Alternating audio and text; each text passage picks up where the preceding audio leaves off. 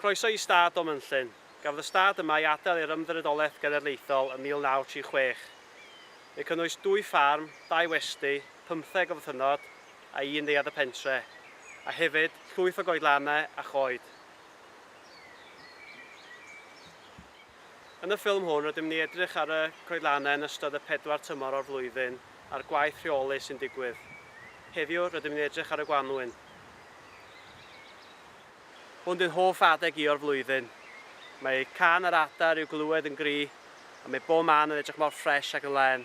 Mae'n amser ffantastig o'r flwyddyn.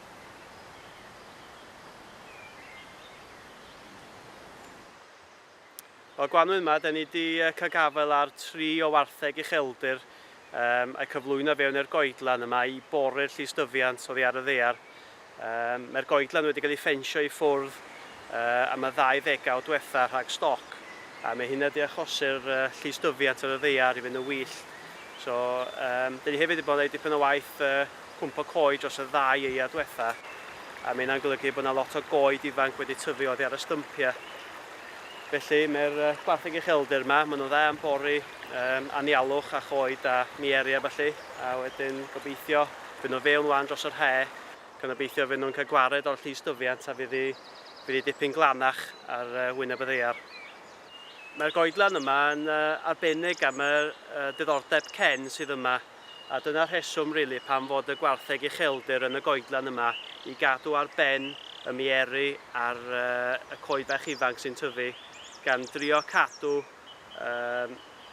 trwnc y goeden yn glir a gobeithio cael mwy o olau i fewn, a dyna'r amodau mae'r cen yn hoffi. Mae'r gwaith teneuo da ni wedi wneud yn y rhan yma'r goedlan wedi golygu bod garlleg gwyllt wedi cynyddu'n aruthrol ar llawr y goedlan.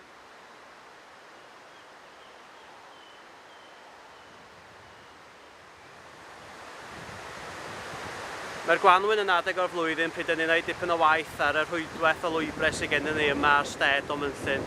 Mae hwn yn lwybr bech da ni wedi bod yn gwneud gwaith efo myfyrwyr o'r coleg lleol yn Dolgellau. Hefyd yn ystod yr adeg yma o'r flwyddyn, da ni'n gwneud lot o waith torri gwair ar hyd y llwybrau, a mae hwn yn chunk mawr o waith sy'n mynd ymlaen trwy fewn i'r he ac i'r hydref hefyd. A bob Gwanwyn cyn i'r rhedyn dyfu, da ni'n gwneud sweep rili o'r stad i gyd efo knapsack a chwistrellu'r planhigyn ma sef y rhododendron ponticum. A mae o'n broblem mawr yn Eryri erbyn heddiw. Mae o ar y stad yma, ond da ni'n cadw ar ei benno drwy wneud sweep o'r stad yn flynyddol. A dyma ni wan yn gar fawr plas Dolmelynllyn, ble da ni wedi gwneud dipyn o waith atgyweirio yn ystod y blynyddoedd diwetha. Oedd y lle, dweud y gwir, wedi mynd yn wyllt efo coed, a ddim lot wedi cael ei wneud yma, rili, ers yr oes Fictorianaidd. Ond da ni wedi rhoi o nôl i'w hen ddiben mewn ffordd, sef berllan. Da ni wedi plannu 21 o goed ffrwythau o afal, peran, plwm a damson. Helo, croeso i'r swyddfa. Mae'n ganol heb yn hyn a mae'n lib tu allan. Felly bore yma dwi'n cymryd dipyn amser i edrych trwy'r cynllun reolaeth stad Dolmelynllyn, gyda'r bwriad o edrych ar y gwaith rheoli coed dwi eisiau gwneud gia nesaf.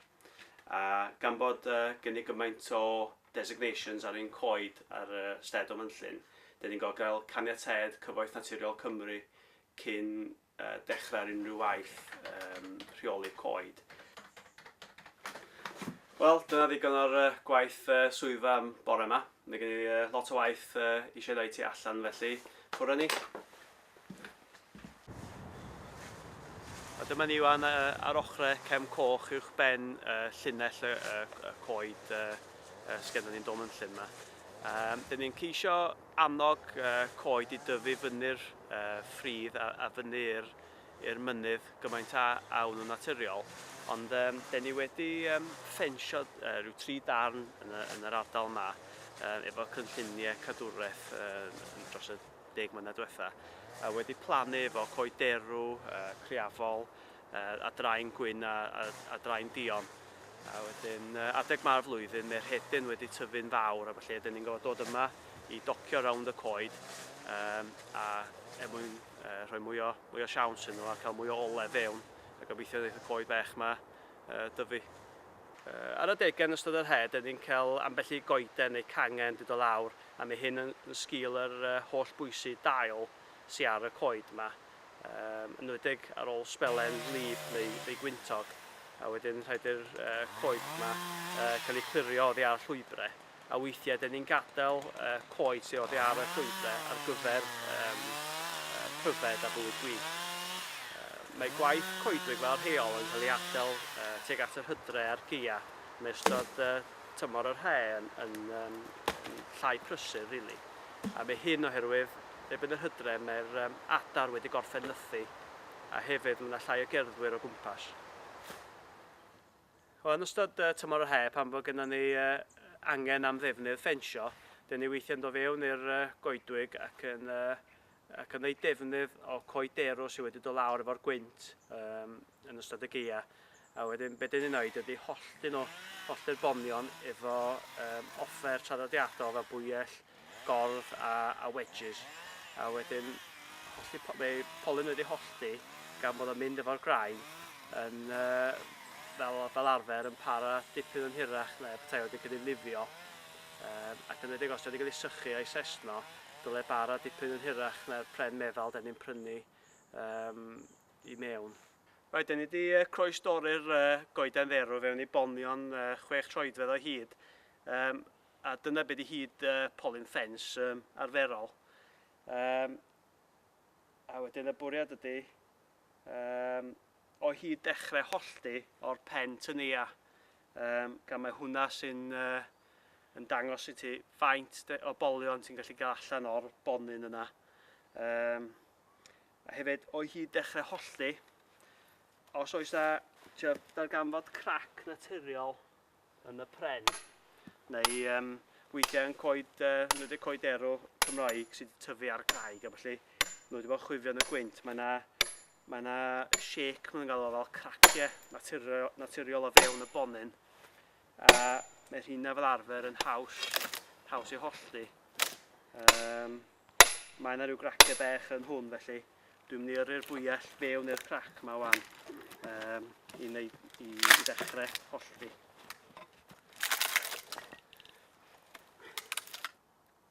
So dyma ni polyn wedi hollti rwan.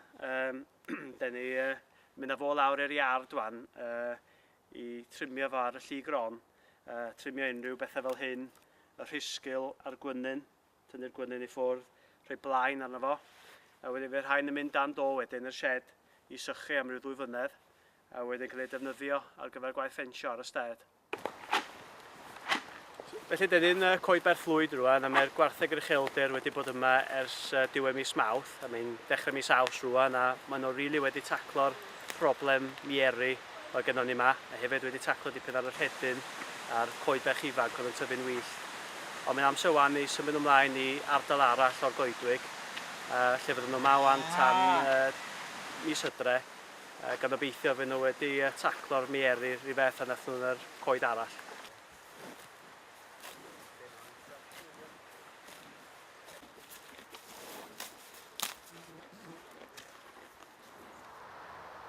Yn yr Hydref, dyn ni'n treulio dipyn amser yn clirio nôl tyfiant sydd wedi tyfu dros yr he, felly torri nôl grychoedd ac anghennau, felly dyn ni wedi bod yn clirio canghennau rawn cia gwylod Dolmelynllyn yma yn y pythefnos diwetha, a wedi cario gyd o'r canghennau i'r safle yma, sef safle coelcerth y pentre. Dyn ni'n gwneud hwn bob blwyddyn.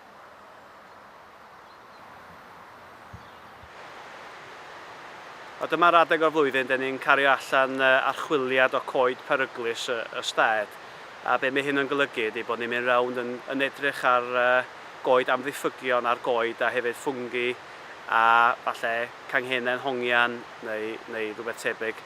Ond mae'r rhan fwyaf ffocws o'r archwiliad yn canolbwyntio ar yr ffordd fawr, yr A470, gan bod hi'n ffordd brysur, ac hefyd o gwmpas tai, ac adeiladau, hefyd meysydd parcio a leboes, gan bod na mwy o siawns o gangen neu goeden taro rhywun neu rhywbeth yn y mannau hynny. Yn yr hedd, ar ni dreulio chydig ddwrnodau fyny yn Hafod y Fedw ar sted Dolmelynllyn yn holli polion derw yn y dull traddodiadol o ddefnyddio bwyelli a wedges. Diwrnod y diwethaf yma wan, da ni wedi cario cwbl o chalwythu trelar lawr i'r iard. Heddiw, da ni'n rhedeg y polion ar y lli gron.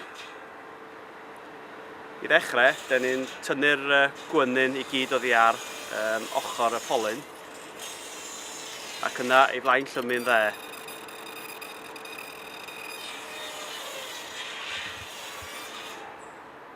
Wel, dyma enghraifft o bolyn derw reit dde, dwi'n credu. Mae o'n rhyddyn i gyd, felly does ddim tamed o wynyn arno fo. Mae'r gwynyn yn pydru lot rhy fian, a mae'r rhyddyn ma'n para reit dde. A wedyn dwi wedi torri'r corneli oddi ar y polyn, felly mae o'n haws i'w gario allan i safle ar eich ysgwydd. Hefyd, mae yna wyneb llyfn iddo fo. Ideal rili ar gyfer staplu netting mlaen i'r polyn. Mae yna ffensys ar sted Dolmelynllyn yma sydd wedi cael ei ffensio gyda'r polion derw yma, a mae yna rhai yn nhw wedi para 60-70 mlynedd. Gobeithio wneith y polyn yma para rhan mor hired.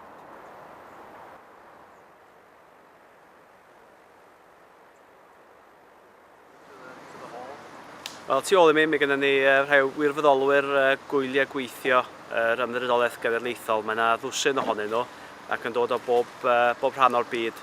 Mae nhw efo fi wythnos yma yn gwneud gwaith tynnuo coedlan. Wel, da ni o hyd yn chwilio am help ar y sted, felly os ydych chi efo'r cynnig iddi, sy'n ni'n ddiolchgar iawn am ei croeso mawr i chi. Wel, dyma goedlan da ni bod yn gweithio ar yn yr diwrnodau diwethaf. Da ni bod yn tynnuo yma gan ceisio dewis cadw'r coed derw a conen a tynnu popeth arall allan. A gobeithio fydd mwy o le a'r golau yma sy'n cael ei greu yn galluogi'r coed sy'n ar ôl i roi mwy o faint ymlaen. Syniad ydy cael excavator bychan iddo fewn i symud y bonion sy'n ar y llawr i ochr y ffordd mwyn gallu gwerthu nhw ymlaen yn goed ten. Tra fydd yr excavator bach yma, fe fydd yn crafu'r canghennau felly oddi ar llawr y goedwig ac yn ei gosod mewn plentyrau cynefin bychan. Wel, mae'n neuaf erbyn hyn, a da ni yn gwaith air berthlwyd. Yn fama oedd y graig yn cael ei gloddio allan o'r mynyddoedd ac yn cael ei gario lawr i'r gwaith yma mwyn ei falu a dod o hyd i air. Oedd y gwaith yn gweithio o 1840 ac yn ystod y cyfnod hwn, allan o 3,000 o dinelli o'r graig gafodd ei falu, dim ond 1,300 awns o air gafodd ei ddarganfod. Ers y gwaith gau, mae coed wedi cael ei adael i dyfu a maen nhw yn tyfu allan o'r waliau a'r hen adeiladau y gwaith. Heddiw, da ni'n torri'r coed sydd yn niweidio strwythur y gwaith ac y bwriad ydy cael gwared o'r coed i geisio arbed y treftadaeth hanesyddol hwn. Mae gen ni waliau cerrig rownd rhan fwyaf o terfynau ein coedlanau yma yn Dolmelynllyn. Ac o bryd i gilydd, da ni'n cael bwlchen yn dangos yn y waliau yma sydd angen cael ei ailgodi. A wedyn, fel tîm, da ni'n mynd o gwmpas yn codi bwlchau i rwystro anifeiliaid, fferm, stoc a felly ddo fewn ein coedlanau.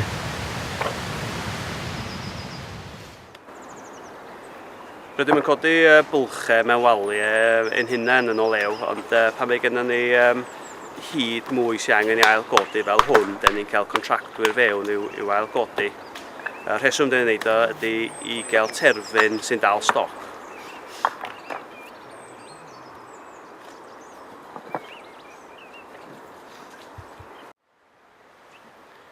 Dyn ni'n gwneud defnydd o goed y sted drwy gario nôl i'r gweithdy, i'r iard, a dyn ni'n cael llys symudol i mewn i felunio'r coed fewn i darnau defnyddiol dyn ni'n gallu defnyddio ar y sted. Wel, dyma ni heddiw yn adeiladu'r bont yn y gweithdy mewn kit, a wedyn byddwn ni'n mynd ei allan i safle ac yn ei ail adeiladu. A gan bod ni'n cael ei adeiladu o dderw, dylai bara oes reit hir. Mae bob gaeaf ni'n plannu nifer o goed ar y sted. Yn fama mae gen i gap mawr yn y canopi, felly mae ddigon o le a gole i'r goeden fech yma dyfu.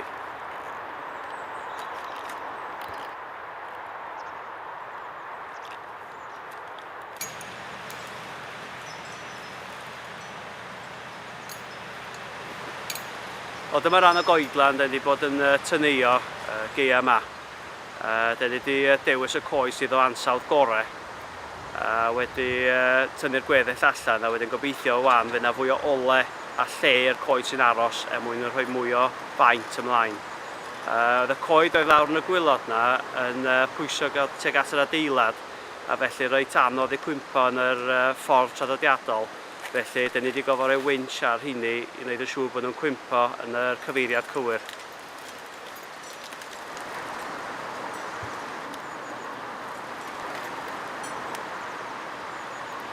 Wel, mae Gwanwyn ar y ffordd, a be fydd dechreuad blwyddyn arall y mywyd coedlanau sted Dolmelynllyn. Gobeithio bod chi wedi gallu gweld yn ystod y ffilm hwn yr amrywiaeth o waith sydd yn mynd i mewn i gadw ein coedlanau yn y cyflwr maen nhw yn. Ond os gwelwch yn dda, dewch draw i weld dros chi eich hun. Maen nhw wir yn wych.